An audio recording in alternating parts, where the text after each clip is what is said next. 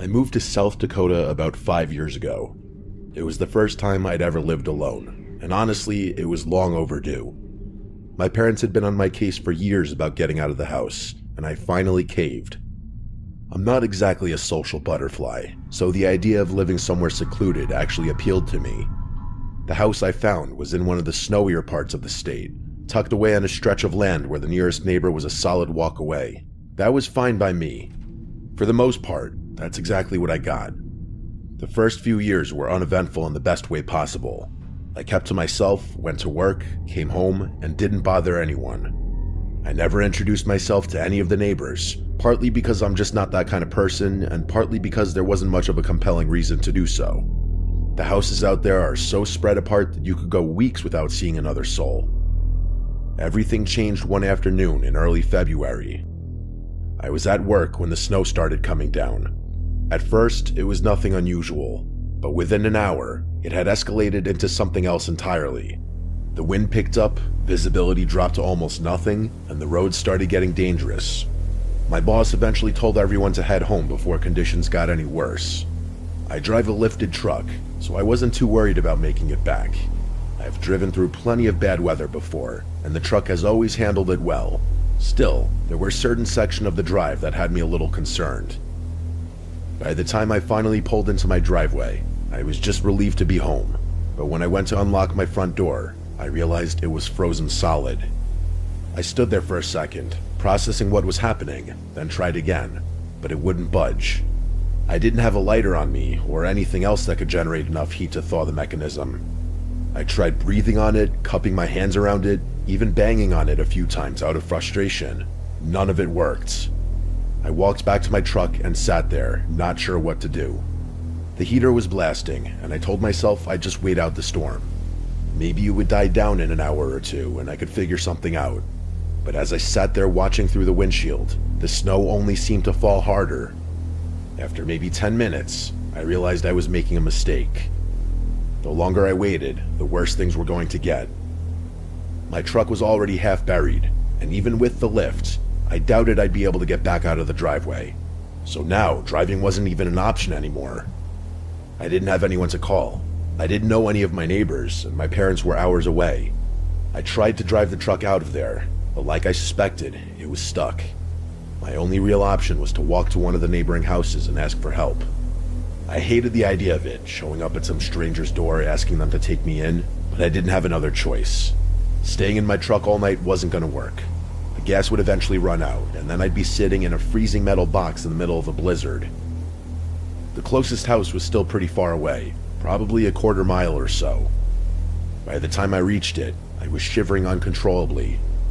It was a tiny one-story house, and even through the blowing snow, I could tell it was in rough shape. I knocked on the front door as loud as I could. I waited for a good minute, and was just about to turn away and try the next house, when the door swung open so violently I actually took a step back. The man standing there looked around 50 years old, with a very nondescript face. He looked at me for a second without saying anything, then introduced himself as Joe. I explained my situation and he nodded slowly, stepping aside to let me in. I should have felt relieved, but something about him felt off from the start. It was hard to pinpoint at first. The house was warm, which was all I really cared about in the moment. He offered me a seat on the couch and sat across from me in a worn-out armchair. We made small talk for a few minutes, or at least I tried to. He answered my questions, but his attention seemed to be somewhere else entirely. His eyes kept darting around the room, from me to the floor to the ceiling to somewhere over his shoulder. It was like he couldn't focus on any one thing for more than a few seconds. At first, I thought maybe he was just nervous about having a stranger in his house. That would have been understandable, but the longer we sat there, the more unsettled I became. He couldn't focus on the conversation either. He'd be mid-sentence and then just trail off, staring at a spot in the wall like he was looking through it.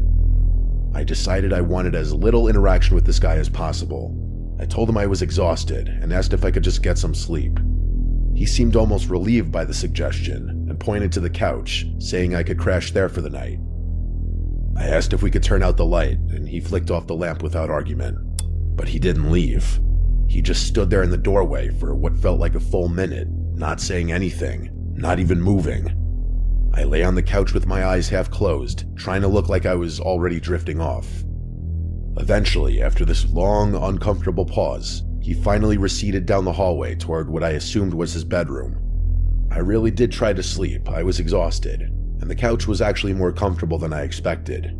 But I couldn't shake the feeling that something was deeply wrong. Every time I closed my eyes, I started to drift off and then jolt awake, convinced I heard something. About an hour in, I actually did start hearing things. It took me a few seconds to realize that the thumping and scraping sounds were coming from above me. At first, I told myself it was just snow shifting on the roof. That happens all the time in heavy storms. But these sounds were different, somehow. That didn't make any sense, though. The house was one story. There was no upstairs floor for anyone to be walking around on. I lay there, staring at the ceiling, trying to convince myself there was a rational explanation. The sounds continued for several minutes, sporadic but persistent.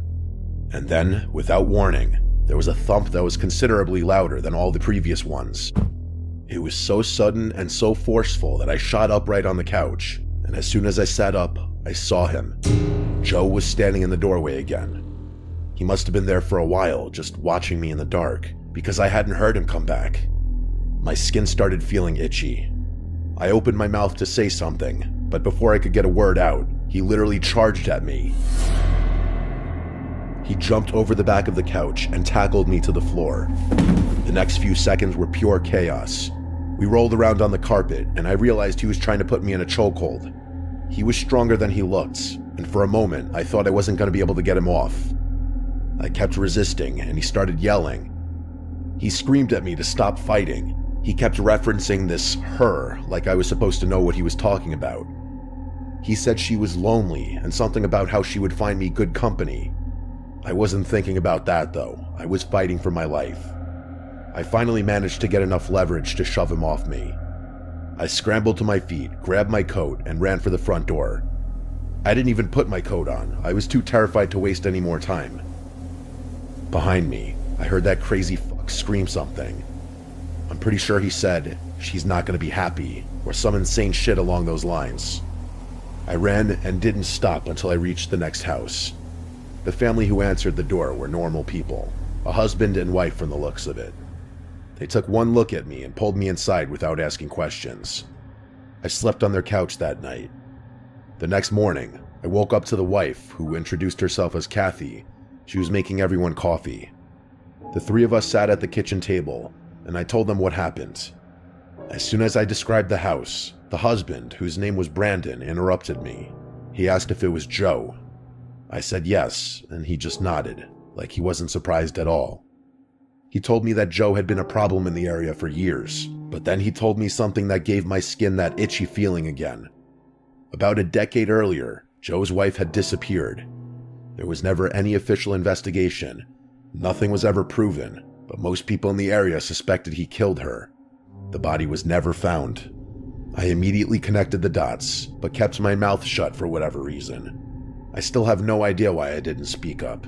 I did end up reporting my experience to the police, but I don't think they ever did anything to deal with it. The scariest part is that I still live in the same house 3 years later. Nothing has happened since that night in the blizzard, but I'd be lying if I said I don't get a weird feeling every time I drive past Joe's house. The one silver lining to all of this is that I got close with the family who took me in that night, but I always get a weird feeling every time I go over there, because it reminds me of Joe and whatever god-awful thing he's done to his wife.